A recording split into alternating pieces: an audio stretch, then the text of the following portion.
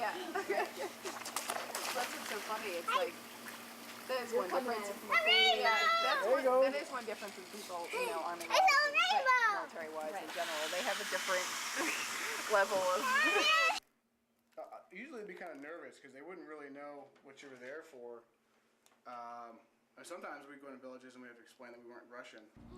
I think that what makes me a Barack Obama supporter is I have a lot of faith in his judgment about drawing that line, helping the Iraqi government walk itself to being a mature, self-functioning government without just, cutting loose and abandoning him. I don't think he understands that's not an option, and I think he has a plan to really change things, whereas I don't get the same confidence with John McCain. Yeah, his sister who lived in for 3 years, and then she was graduating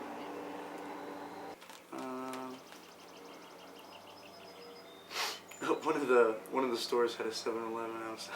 Obviously, McCain is with staying there, which I think is the best course. And Obama's like begin true withdrawal like right away. So, and especially with like the progress that's shown lately, I know obviously the stuff over there is gone in like waves. It gets better and then it gets worse again and then it gets better. But I mean, if things are still going well, why would you leave right away?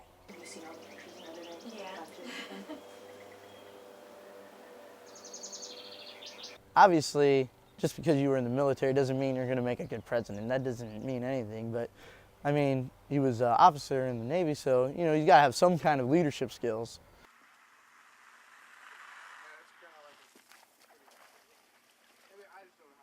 The big upside for Obama is I think he understands how you have to be comprehensive.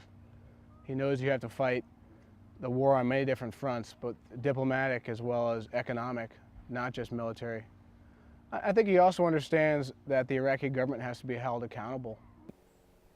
You do certain stuff and it sends a message. Even, McCain says we're going to stay there for the long haul. That sends a message that, hey, America's not they're not going to back down just because of what's going on. You pull out right away, kind of sends the message of, well, we did it here, now maybe we can work on doing it in Afghanistan.